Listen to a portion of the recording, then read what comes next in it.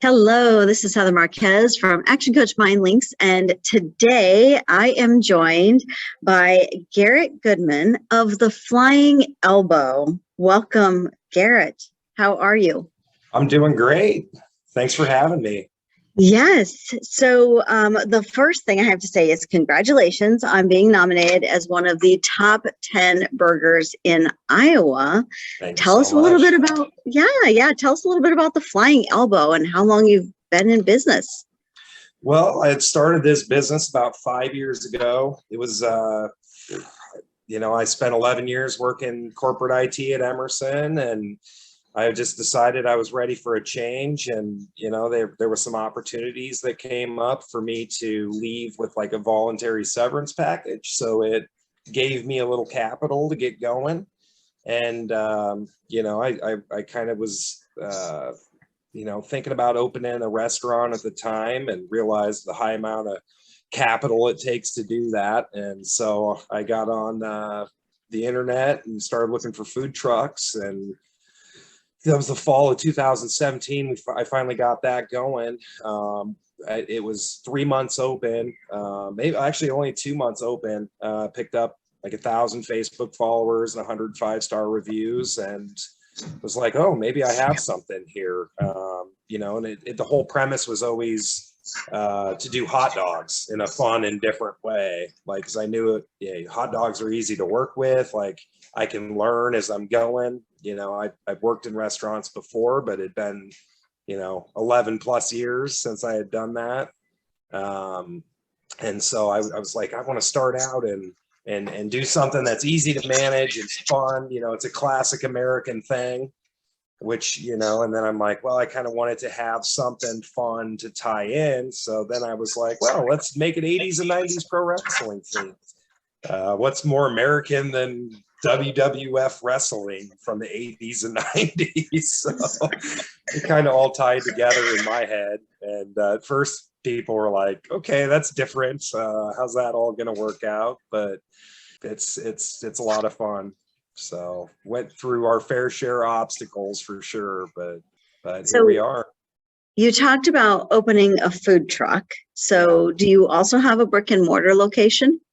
Yeah, so the food truck was the fall of 2017. Ran it for 2 months. It was basically until it got cold. And at that time, I was like, I don't want to stop doing this. I mean, I don't just want to seasonally sell food.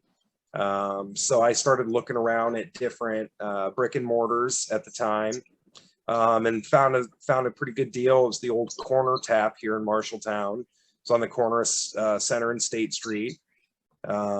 Made a deal on that in December of the year of 2017, and spent about 5 months renovating the building. Did a lot of the work myself because I was just starting out, leaned on some friends and family to help me out, and opened up, had 2 great months, and then the tornado hit and took out the restaurant.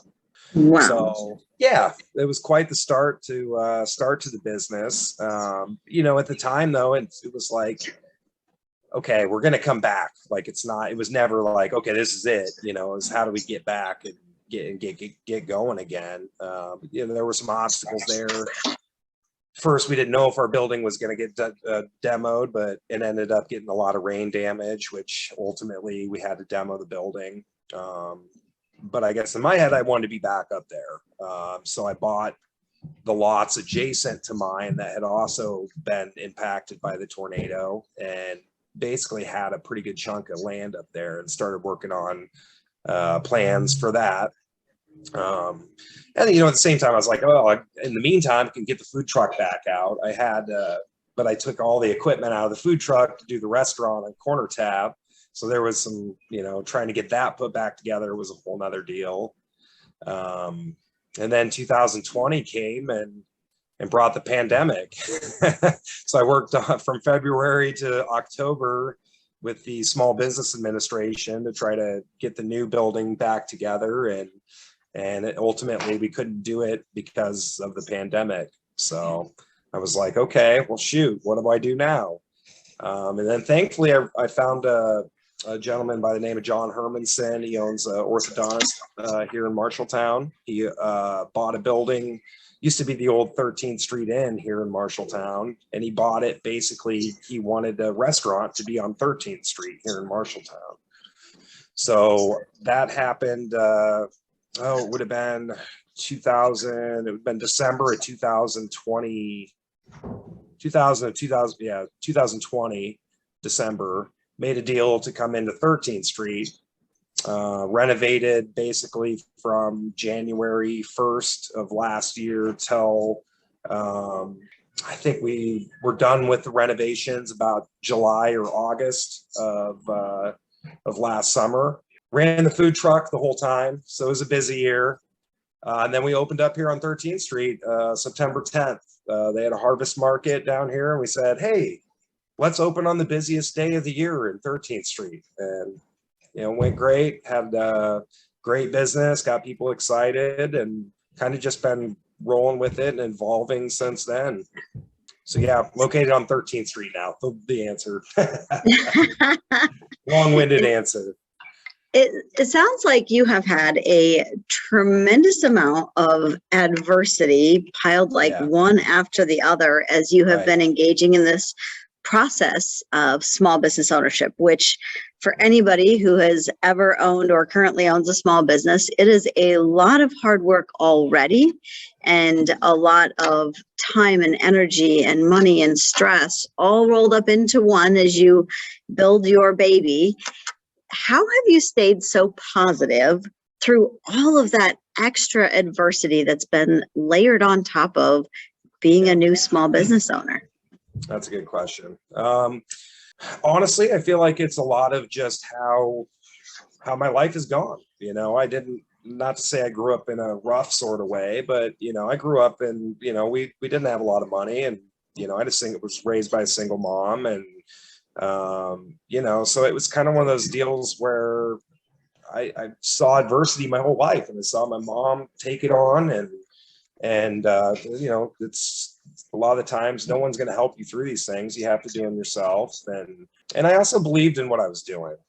From the beginning, I saw the support from our community and friends and family, and I really just believed in what I was doing, and I think that I saw that, hey, there's a market here for what we're doing. And so I just kept pushing, and yeah, there was a lot of hard times. And some days when I was like, it'd be pretty easy to go back to Emerson and, have a desk job. But I love what I do. And I love growing and evolving. And I think that, that's part of life, and so it definitely hasn't been easy all the time, but it beats the alternative of being negative and or having a pessimistic outlook on it. If you believe enough in it and put the hard work in, I think you can do anything. So basically the keys to resiliency in your mind are belief and hard work. Any other crucial components that you think have kept you so resilient through the years? Support from the people around me. I mean, and beyond that, the entire time I've owned the Flying Elbow, I've had the best staff I could ever ask for around me. And they believe in it too. I've got people that have been with me since the beginning, and they believe in this thing as much as I do. And, we see it on a daily basis, especially now that this Best Burger thing has happened. It has put us into a place to where we're seeing a tremendous amount of increased traffic, double the business we were doing, even a couple months ago. So that, it takes a community, it takes the people around you, and a lot of hard work and belief. And, sometimes things don't work out like you imagine. And, you can either say, okay, that's going to deter me from continuing, or you can, turn it around and try to do the best you can to keep going. Love that. So beyond the name, the Flying Elbow, being a wrestling move from the 80s and 90s, how have you managed to incorporate that theme throughout the restaurant and into your branding? Well, I've tried very hard to do that actually. My main logo was designed by a indie pro wrestler out of California. He's a pro wrestler and a graphic designer. So I was like, hey, think 80s wrestling, bright colors, like, big, bold personality, like. So, and that was how it kind of started with the logo. And then, our merch, we've designed around classic wrestling stuff. Whether it's, for the Elbow Mania shirts, we call our loyal customers the Elbow Maniacs. And it's just fun, and they love it. I've got a Roddy Piper shirt coming that says hot dog on the front.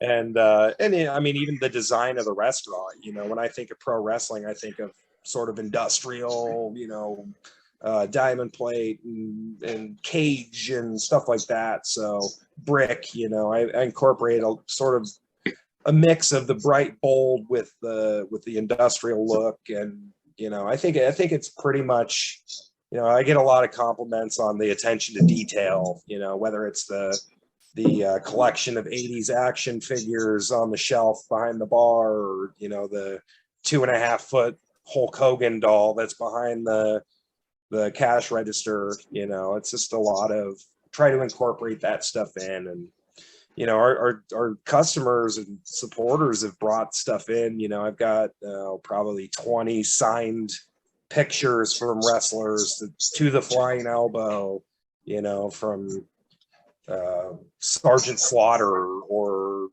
Rikishi, or even John Cena. I've got a John Cena autograph. So there's a lot of cool stuff that it's just kind of, and with the food, it's bright, bold. I've always thought of it as like, I want to do the classics as well as I do the fancy toppings. With, if you can't do the basics well, then you shouldn't hide them under toppings and, different things. So it's kind of like a two-side thing. It's like the classic, you can get your standard cheeseburger, your standard hot dog, but then you can get one with pineapple relish and sweet corn mayo and crushed up ruffles and, stuff like that. So I tried to carry it throughout the whole concept.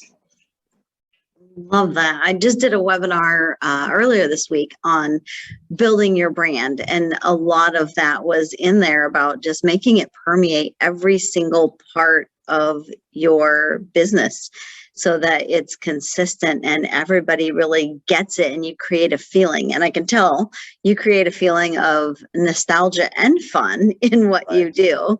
Yeah. So as you've been building out your business and going through these challenges of tornadoes and pandemics, what's the advice that you would give to other small business owners who either haven't faced that amount of adversity yet and still have it to look forward to, or are trying to come out of it themselves right now? I think the biggest thing, like the thing that I think is most important, is to, it's things change on a daily basis, and especially in this industry. I mean, you have to listen, not to everything your customer base says, but I think you have to listen to what people, especially your loyal customers, listen to what they want, listen to what they're saying. I had a lot of people over the years say, oh, why don't you guys do a burger? Why don't you guys do this, or why don't you do that? And then sometimes it's like, okay, well, I'm doing everything I can. It's like, well, I'd love to do all the things you say, but I'm working with limited kitchen space, limited freezer space, limited staff, limited this, limited that. So I think it's, you got to utilize what you have, but also, look to the future and like, what's the next move? What's happening next? I've never wanted to just stay where I'm at. I want to continually get better, or, add things in, or add value to the business, or, do things better, be more efficient, put our name out there better, this is a lot of combination of things, and it's just, and also maintaining, cost of goods and cost of labor. I mean, that we've seen cost of goods go through the roof the last couple of years, and Yeah. Unfortunately, prices have had to go up on things for a lot of people. I mean, the price of gas, impacts the food delivery trucks. It's a lot, it's all Mhm. across the board. So I think the biggest thing is just, knowing your market, knowing what your customers want, also adjusting to the current climate of the industry. I was always scared to raise prices. No one blinked an eye. It's all in my head. I want to give people the Mhm. best deal, the best product, but at the same time, you have to make sure the business is working first and foremost. Yeah, So absolutely. It doesn't do you any good to maintain low prices and go out of business with that. right. For sure.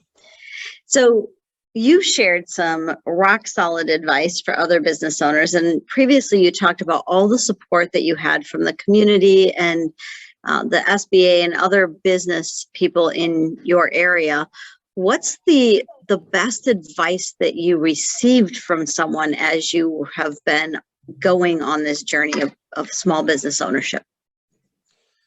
I think the thing that resonated the most with me is probably take care of those who are helping you build your business, your team, your customers. I mean, I have always I always try to treat my team and the best I can and pay them as well as I can. Obviously, there's expectations. I hold myself to a pretty high standard, and I hold those around me to that standard. But we have a fun place to work, and it's because everyone cares, and I try to pay people the best I can, and I think it's just, especially those that have been around with me the whole time, like, take care of those who are around you. I mean, you can't do this alone. I cannot do this alone. And,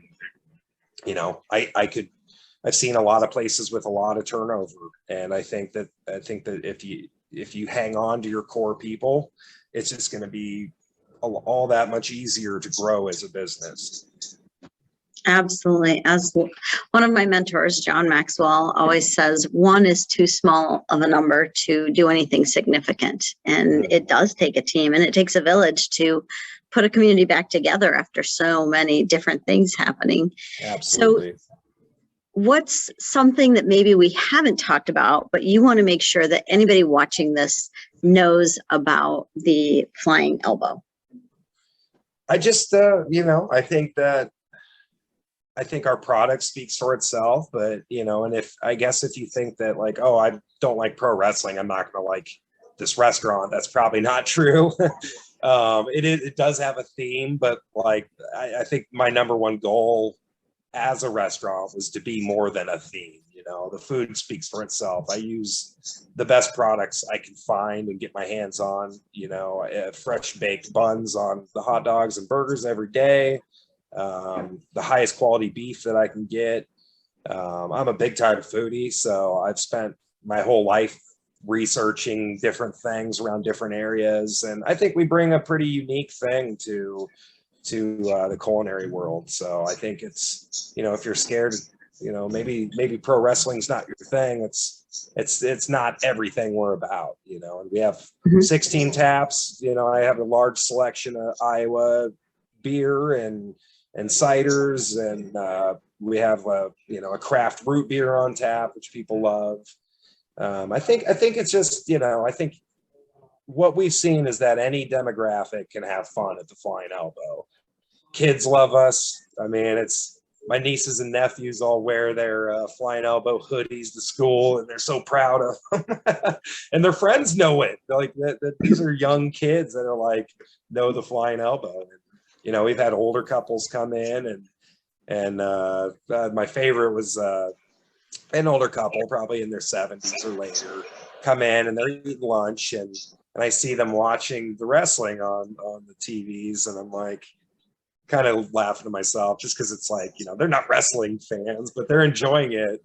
The husband he's like, okay, well, you ready to go? She's like, okay. They get to the door, and then the wife turns to the husband. She's like, I just want to finish watching the match. Is that okay?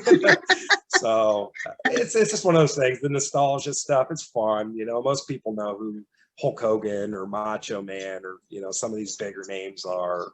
Stone Cold Steve Austin or The Rock, people like that. Like, so it's just, we're just there to have fun all around the board. I want it to be a complete experience. I love the mixing of food and pop culture. So Right. if somebody wants to come and try your burger, which is one of the top 10 in Iowa, where do they find you? How do they look you up and get a hold of you? Well, we have, I update Facebook and Instagram on almost a daily basis. Most of our information is on there. We're in Google Maps. Just type in the Flying Elbow, bring you right to us. We have a website, flyingelbowfood.com. And we have menus posted on all these different platforms. Yeah, we're at 229 North 13th Street, Marshalltown, Iowa. And phone numbers posted on all these platforms. We've got limited dine-in seating, so it's kind of like I think we're calling it fast casual these days. It's kind of a mix of self-serve with, the best service we can give under those parameters. Yeah. We kind of have limited seating, so that's kind of been one of the bigger challenges. We have about 35, 40 seats total in the place, and so that's kind of one of the reasons why turnover is so important as far as tickets and stuff like that. We are planning on adding a deck and patio space, which is going to triple our seating essentially. Wow. But yeah, I mean, That'll be whether exciting. you're dining in, carrying out, you can do delivery through delivery.com. You got options. Absolutely. Well, thank you so much for being here. This has been so fun, and I encourage those of you watching this, check out the details below, make a little road trip from wherever you are, and go check out not only one of the best burgers, but also a restaurant that is full of eye candy and nostalgia. Thanks again so much for joining us today. Come check us out, brother. Love it.